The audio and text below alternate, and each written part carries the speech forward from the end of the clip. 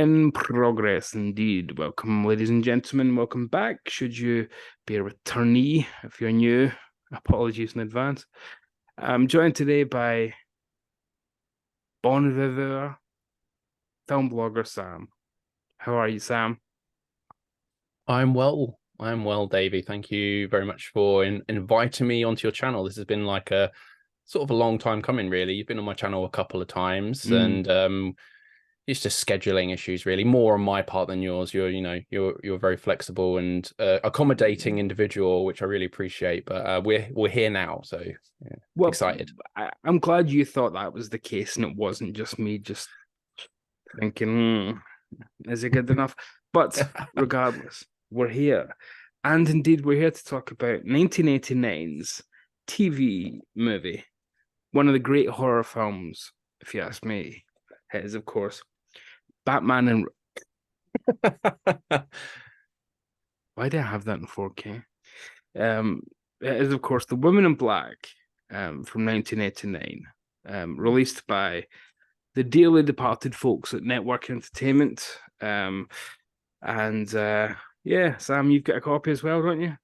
I do, yeah. I do here. Which, I have to shout out yourself for sending me this wonderful film. Yeah, sadly, that network are no longer with us. I mean, you can still find some of their releases out there in the world, but they're gonna be gone eventually. So, Mm. but yeah, Yeah, very thankful.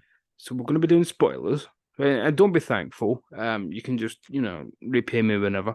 But main message, if anyone wants to avoid spoilers, is see this, and if you can't find it, just steal someone's copy because it's absolutely worth it. Sam's got one. I'll post his address in the comment section. You can just go and get his. I'll post his working hours and things and make it nice and easy for you. Did you have any history at all with this franchise, if you will, if we can call it that? Because it is indeed a franchise, rather bizarrely. But Women in Black's got some name value, of course, as a big theatrical production, then a Hammer film of all things with Daniel Radcliffe, which got a sequel, of course, this version, and Susan Hill's original novel. Had you had any exposure beforehand? None. Never read the book. I'm aware of it. I think even people who haven't seen it or read it or been to see like the theatrical production or anything like that, they're maybe aware of it. May not know what the story is, but they've heard the name. May be familiar with some like imagery possibly from the film. I know I was, but I'd never seen this or the Daniel Radcliffe version, and I've never been to see it on Broadway or anything like that. But it's been something that I'd been meaning to. It's just never got around to it, and now we're here to talk about it, and I'm very glad it's been brought to my attention. So Good. really enjoyed it. Good. There you go, folks. Thanks for That's it. watching today. Catch you Um, later. the interesting thing about that is it becomes a franchise quite quickly because the book's from 1983, rather oddly, and it feels like it should be from the 1920s. It feels like it should be written by M.R. James. It really Yeah. feels much older than this production that we're talking about from Central TV, ITV has taken over.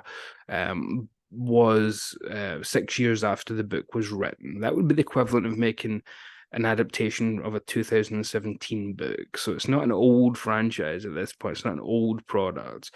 And then the stage production is in between. So in 6 years, it's become a stage show and it's become a televised film, which did have quite the budget for a TV film at the time, because it was Christmas Eve 1989. Going into 1990. And again, it doesn't feel that. It doesn't feel of that era. It feels more of a piece with those. And one of the reasons I knew that you were the person to do this with is because you also love those M.R. James adaptations of the 1960s and 70s, or even the Play for Today kind of era ones, the Ghost Stories for Christmas kind of ones, Yeah. Whistling Will Come to You and whatnot. So it feels much more of a piece with that kind of production, although taking up a step in terms of budget. So there's obviously a lot more going on here. It's got more of a I know you're not familiar with it from conversations, but Jeremy Brett's Sherlock Holmes, the production values of that show from 1984 from Granada TV, it's got that kind of production value feel to it. So what did you think of it, just kind of overall as a standalone project? I knowing it was a TV movie, Mhm. know that it wasn't, released in theaters and stuff, like I was maybe I tempered my expectation. Not that TV movies can't be great, because there are many great TV movies, but sometimes I just like to temper my expectations, and also take in consideration the time it was made. So it was made in 1989 for television, so I wasn't expecting maybe really extravagant, lavish production design or anything like that. I was completely wrong. I mean, it's not ridiculously crazily what am I trying to say, immersive per se, or it is in a way, but I was pleasantly surprised that, especially watching the widescreen version, because obviously on this release you can watch it sort of like as if it would be on a cinema screen, which is fantastic, and that definitely helps to sort of separate it from the TV movie stigma. Maybe, I don't like using these terms, but some people may feel that way about certain types of productions. But yeah, I was fully immersed in this. I was really surprised, knowing nothing about it. I know the name, but I didn't know what time period this was set in. I didn't know much about who the woman in black is, or I didn't even know it was a ghost story, going into it. So that's how little I did know. I thought the lead performance was really good. I'm really sorry I can't remember the guy's name. Is Adrian Rawlings? Yeah. Yeah, who I sort of oddly recognized. And then when I looked him up, he's Harry Potter's dad in the Harry Potter films. And I was like, oh, I do know who that is. So, yeah, he was really good. And then Daniel And Radcliffe plays the same character, and yeah, so there was the connection there. So, and yeah, I was really creeped out. I don't get scared very easily. I'm quite a seasoned horror watcher, and things tend to, it's very rare that something gets under my skin, and if it does, it tends to be a sort of the supernatural or ghost story-esque things, as you were saying about like Ghost Stories for Christmas, the Whistle and I'll Come. That's one that really got under my skin, even though some people may feel that the original one is maybe a bit dated by today's standards. I disagree with that. I thought it was quite timeless. Maybe some of the acting style, maybe, but it's of its time. But there's some instances in that film that really like made the hair stand up on the back of my neck and made me think about it for days afterwards. And The Woman in Black, this wonderful film, had a similar effect on me. There is a couple of choices in sound design which I was really impressed with. As we're talking about spoilers, you said at the beginning of the video, it's the can't remember the guy's name now. Kidd, isn't it? Arthur Kidd renamed Arthur Kidd renamed from the book. Yeah, I read about that. It was Susan Hill wasn't impressed that his name was changed from Kip to Kidd, right? Something like that. Yeah, But Nigel Kneale didn't like reusing the name Kip because H.G. Wells had already used it, and he was a massive fan of H.G. Wells. And I lost my train of thought there. What was I talking about? Just the Susan not happy with changes. Oh yeah, and she no, I've completely lost my train of thought. We're recording this at 9 in the morning, folks. I know. I mean, we should probably do a brief overview for people who aren't familiar of what the film actually is. I'm sure most people have some familiarity with it, as you said, but it's not a complicated plot in terms of what happens. Young lawyer Arthur Kip, gets sent by his employer, Mr. Sweetman. He's not a very sweet man at all, is he? He's just it's David Dial being David Dial, that kind of that he always does when he's in things.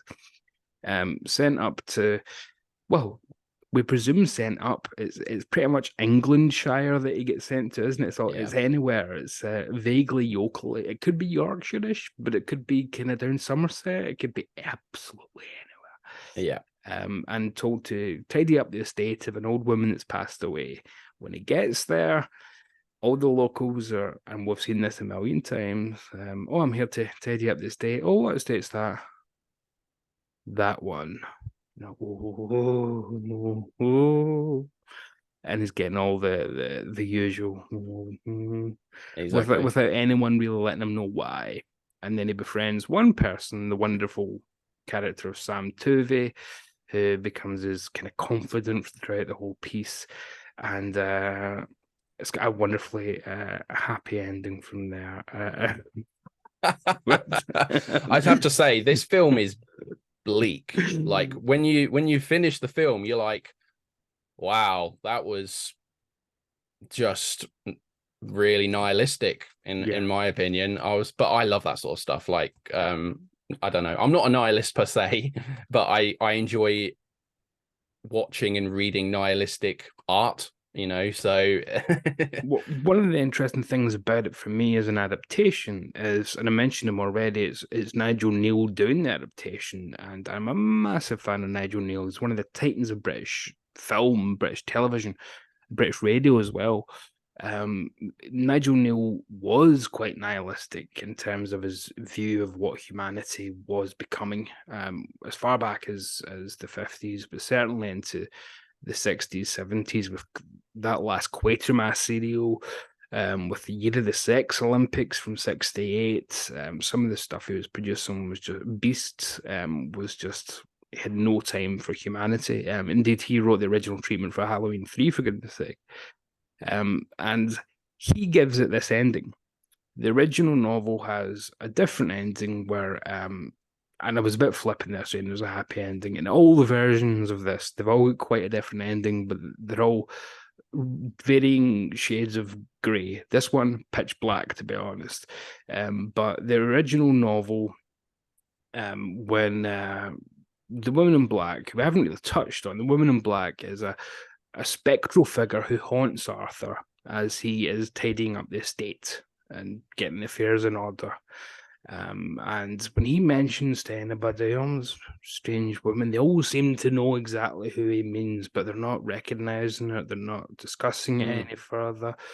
And we come to find out that this is infamous ghost of the area, who passed away 70 odd years earlier, something like that. And she effectively takes the lives of she kind of haunts the area. Young children are taken from their families. Everybody's lost. Used to kind of taking a whole community, a whole generation from this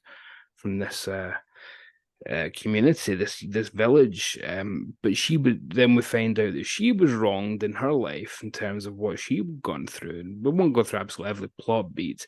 But what it kind of separates from the novel, certainly, is that in the novel, it's done as a flashback where the older Arthur is recanting the story as a ghost story at Christmas to his stepchildren from a next marriage. So we know that Arthur's going to be fine.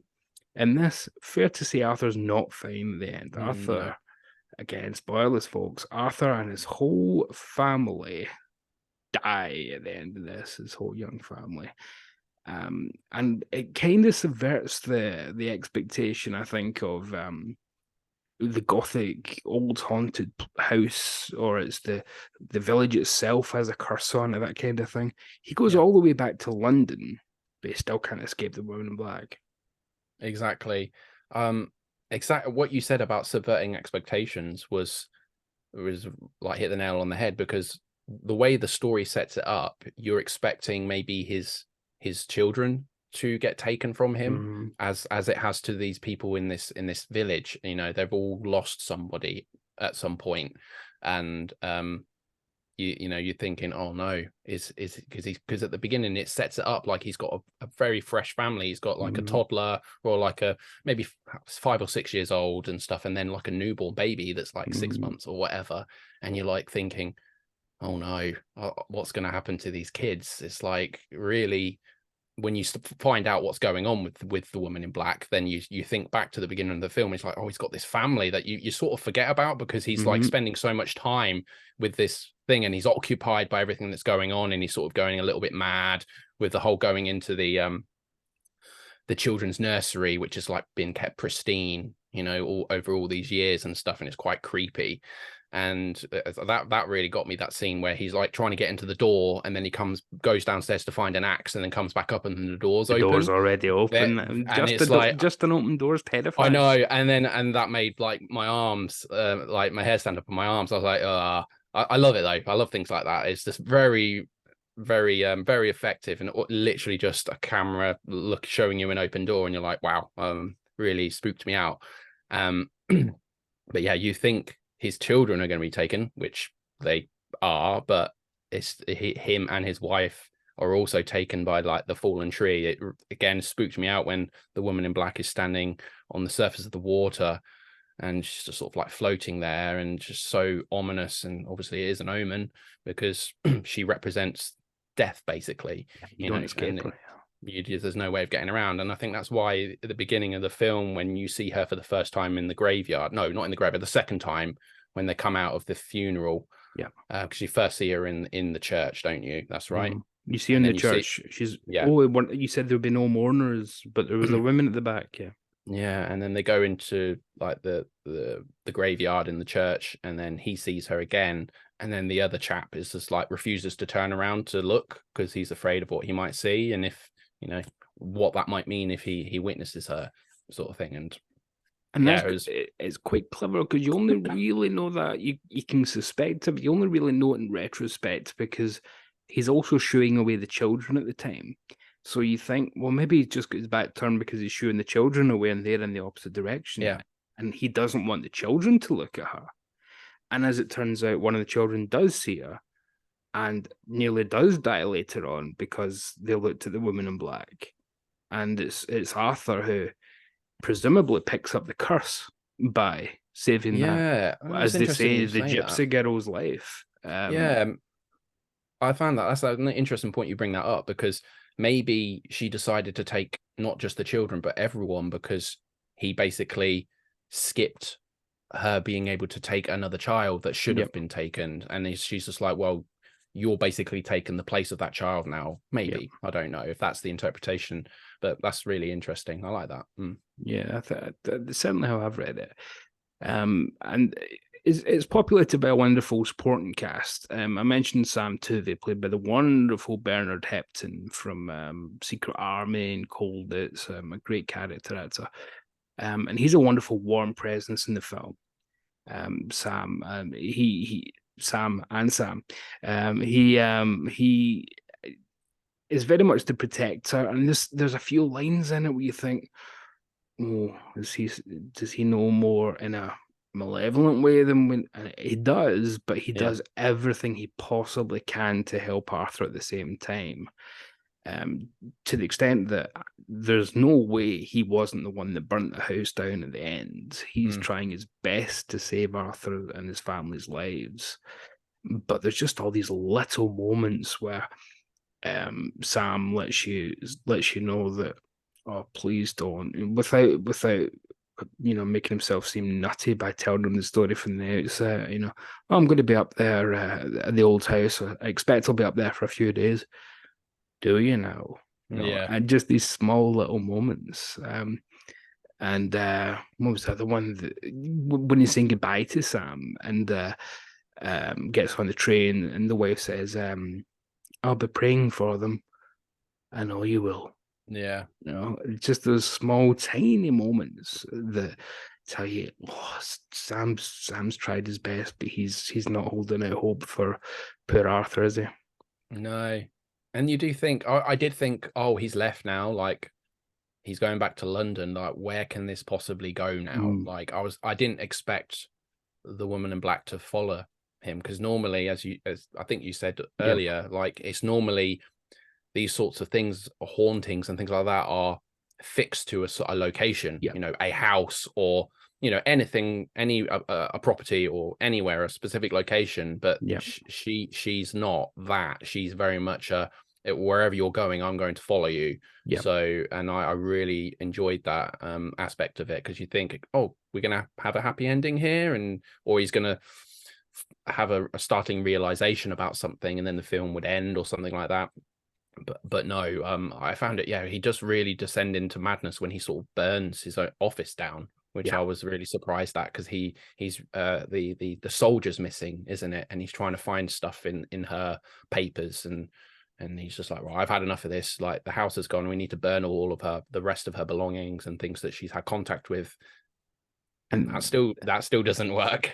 what a wonderful scene that is too, when he returns to that there London, and you think for a moment things are going to be okay, but then you realize there's 20 minutes left. What the Yeah. heck's going on?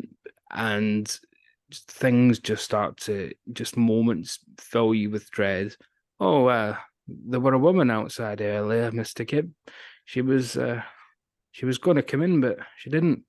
Oh, a woman, what did she look like? Oh, I couldn't really see her face, but she were all in black. Oh. Oh, and then the suitcase being sent down from. I'm just like, no, no, no, no, no, no, no. Just all these little drip, drip, drips of terror. And he also has that great scene where he goes back into David Dial's office, Sweetman's office, and says to him, "You knew exactly what you were sending me Yeah. into there. This haunted house of evil, you dirty." And David Dial, it doesn't really do. I mean, it does at first. It has that wonderful. It doesn't even say "How dare you." He just looks at him and goes, "Dare you?" Yeah. Which, yeah, that'll do. I'm going to start bringing that back. Just dare you. Um, but then he goes straight into almost a panic mode, a slight apology, or without being too grovelly, but you really get the sense that he knew exactly what he was doing. He's been there, he's heard the stories when he was a young man, perhaps, and he's not going anywhere near there. So it wasn't just the old man sending the young man to do the job. He was never going there. He knew exactly what he was sending Arthur to do. Yeah, wonderful. Just looking a little bit of reading I did before, like, recording this. I was surprised to see that the film had this is like, before this was released, this was extremely hard to see, because it only been screened on television twice ever, you know, like the original screening on ITV or whatever it was called back then, and then Channel 4, 94. and then Channel 4, yeah, 5 years later, and then never again, you know. And it was released on VHS a couple of times, but you know, they were like small printings. I don't know what you call a VHS. And yeah, and then it wasn't really seen. And then obviously the restoration work done by Network on this is just amazing. Yeah, original in high definition. It's just, I love stuff like this. Like, I would, if a Network hadn't saved this, would this ever see the light of day in high definition in such good quality in like the widescreen version? Like, Who else who would have done it? knows? Yeah. Yeah, I mean, who else would have? the BFI, maybe. Yeah, possibly they might have got their hands on it eventually, but I can yeah. see it as a flip side, but apart from that, I don't really see anybody touching. I mean, it's not the kind of thing that's got a profile enough for Eureka or Arrow No. or the likes.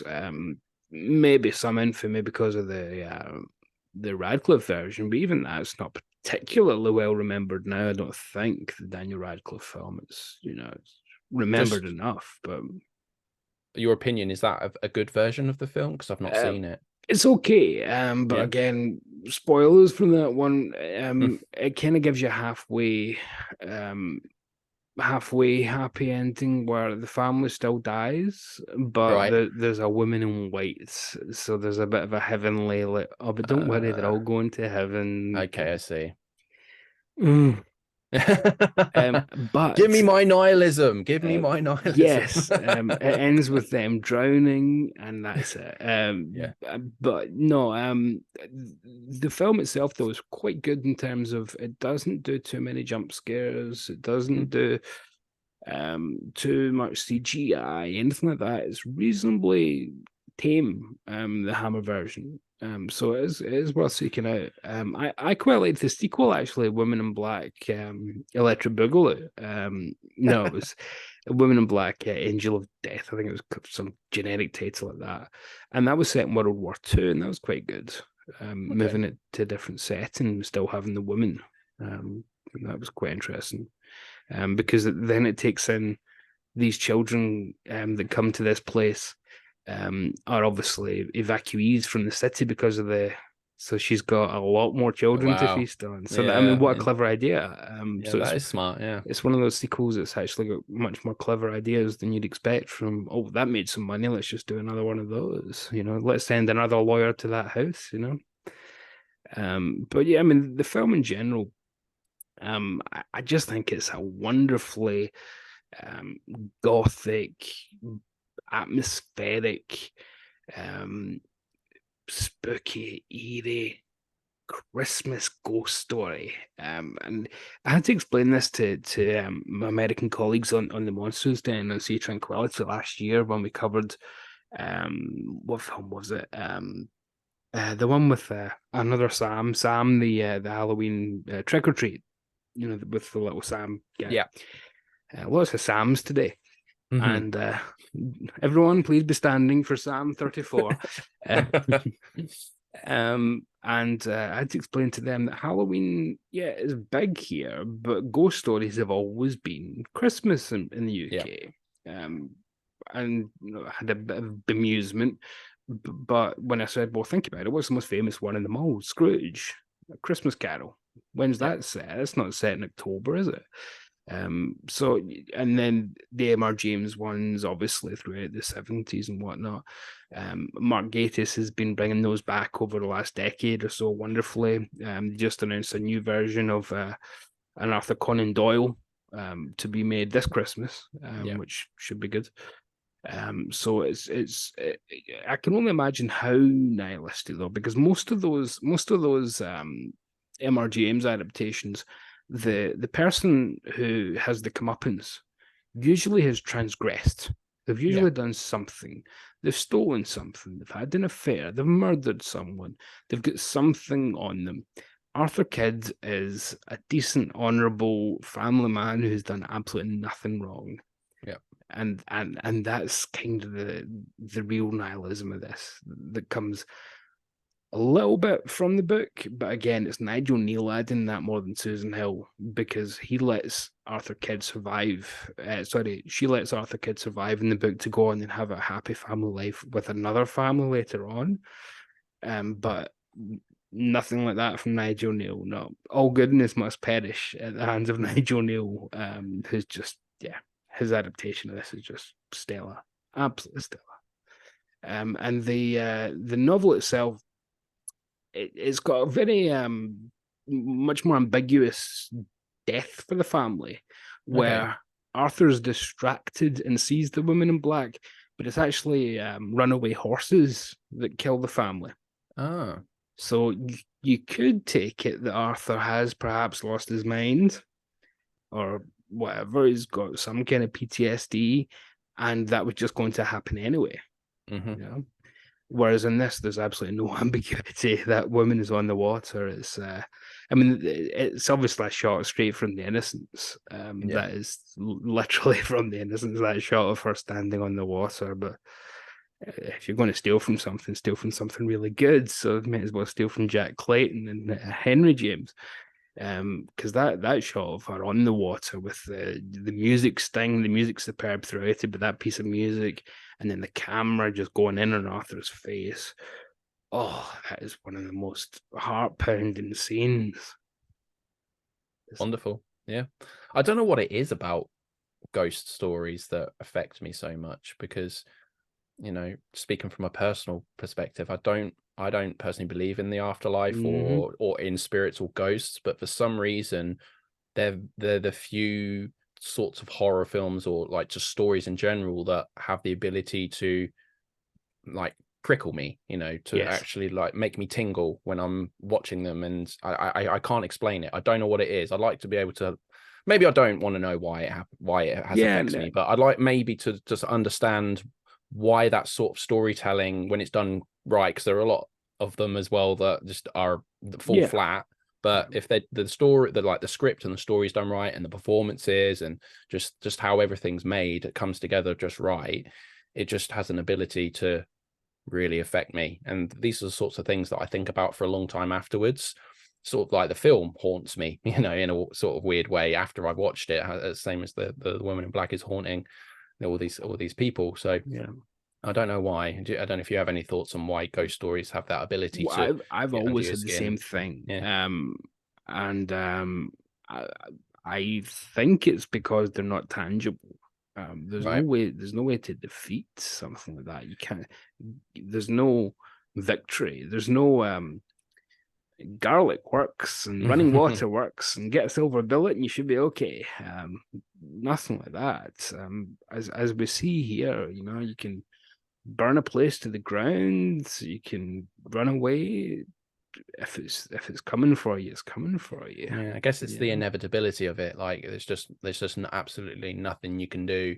Sort of like our own mortality. There's no way of escaping it. So Yeah. eventually we're all gonna shuffle off Yeah. this mortal coil. So Yeah, and wonderfully, she has one line in it, but the mother of Arthur's wife, so Arthur's mother-in-law, is played by Carolyn John, who is Liz Shaw, the third Doctor's companion. You'll meet her in due course. You'll meet her in due course on your Doctor Who adventure.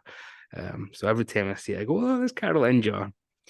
But yeah, I mean, it's got a great cast. We've mentioned a few of them throughout it, but it's one of those casts where there's no stars, there's nobody that's major name, but everybody's done.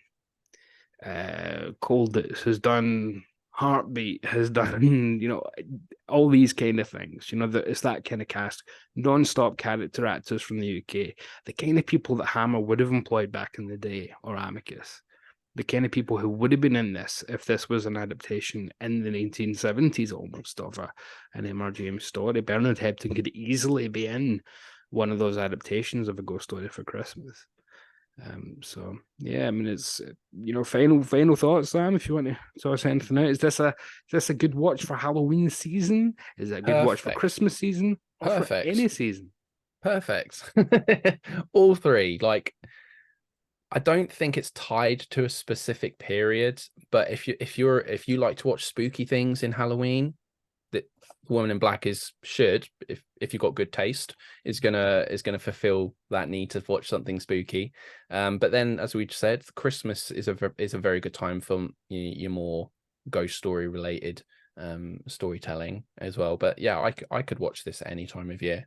And yeah, I'm very glad I have it in my collection now, because it will be something I'll revisit in the future because of its effect. I'll be interested to see, well, you've seen this probably multiple times, but I'll be interested to see if some of the moments that made the hair stand up on the back of my neck do it again on the second viewing, and can subsequent viewings, because that will be the sign of a really well-made film. If, even though I know they're coming, it still manages to have that effect on me. I'll be interested to see if that works. And I think what you'll pick up on a lot more is the small looks of characters, who, yeah, you knew that there was something up the first time round, but now that you know that lawyer lost a child, and that now that you know other things, these small looks and the dialogue as well. There's a wonderful ear for dialogue from Nigel Kneale in this, where the guy who takes, I can't remember his name, but the guy that takes he's in Heartbeat, the guy that takes Adrian Rollins across the causeway, which is a gorgeous piece of land to film on. Yeah. It's so cinematic. Says that the old woman had a husband who was killed out foreign. Yeah, you wouldn't write that kind of dialogue these days. No. He was killed out foreign. Brilliant stuff. And the device of Arthur reading into the wax cylinders, that's a device of Nigel Kneale's creation. That was never in the novel, because like Bram Stoker's Dracula, we just see the letters, we just get to read them. So that was another genius idea, to have the wax cylinders come into it, so Arthur reads them out loud, and then we hear her voice, and it's Pauline Moran doing the voice, who is the actual Woman in Black. And it's also quite funny. I don't know if you ever watched the show, but it's quite funny seeing Polly Moran from He Is the Woman in Black, because she's the rather wonderful Miss Lemon, Poirot's secretary, for 20 years or something on No, TV. no, not Yeah. familiar. So to see Poirot's lovely secretary, Miss Lemon, as this absolute terrifying spirit who is as scary as anything that J horror has to offer, quite bizarre, quite bizarre. But yeah, we'll call it quits there with our, I think, our highest recommendation then. So again, I think I've had to say this in about 10 videos. This being a network release, as Sam said, beg, steal, or borrow before this is just gone, and it, just like the very limited DVD was that came out in America, and the VHS from W.H. Smith was back in the 90s. Just get this essential stuff. There's a great commentary with Kim Newman, Mark Gatiss, and Andy Nyman. Andy Nyman's the one of the guys in the office, the one that says, "Have you seen the new Charlie Chaplin? He eats his I boots." like that moment. Yeah. Yeah. And he is the creator of Ghost Stories, the film from a few years ago with Martin Freeman. So Yeah. very Okay. much his jam, this kind of thing as well. He Mm. wasn't just in it to be in it. So yeah, great commentary, some wonderful features and whatnot. And as Sam mentioned, two versions, one with the widescreen, one with the TV aspect, 16:9 aspect ratio. And that restores the original advert breaks. So you can see where the advert cuts were. And one of them is after perhaps the greatest jump scare. And I do not like jump scares in films. I think they're cheap and nasty, but you can always have one. And this film has one, and it might be the greatest of all time. And I don't think we should even say what it is, but that moment is where one of the act breaks was. Straight after that. So Wow, that you would have can, been. You got to yeah, come back after that ad break. After yeah. that, crazy. Oh, that's a great choice to Isn't put it? it there. Straight after that scene in the bed, or we'll just say that Yeah. bit in the bed, is where the act break was. Straight to adverts. Can you imagine the amount of kettles that must have got flicked on at that moment?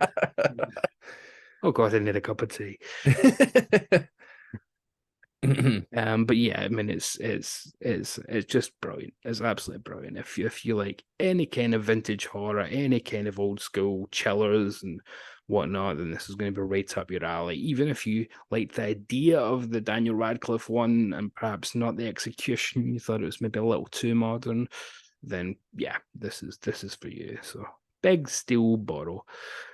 Samuel, thank you very much for joining me today. This has been fun. My pleasure. Yeah, I'm always happy to talk to you yourself Thanks. about film and just about anything in general. But yeah, it was a long time coming, as I said at the beginning. So we hopefully it won't be too long before we can record a conversation again about another topic What that we're you doing both tomorrow? interested in. Working. Sorry, pal. Oh, got that Batman and Robin 4K sitting right there. Was that a subtle hint that you wanted? Is that what you wanted the next subject to be about? You're not sending me to the cooler. Yeah, so I'll stick a link to Sam's channel below. Sam covers a plethora of film in a much more in-depth and thoughtful manner than we do here, where we're a little bit flippant, aren't we, ladies and germs? But yeah, Sam's stuff is. Watch the video about doppelgangers. That's one of the best. Thanks, Davey. One of the best. So we'll stick a link to Sam's channel and have a play about there. And don't subscribe to anybody else, though, unless I tell you to. That's yeah. But Sam gets the seal of approval. So for Sam, for me, for fuck's sake, let's wrap it up. Just cut it off now. Just cut it off. Thanks, everybody. Take care. I'll see you when I see you. Cheers, Davey.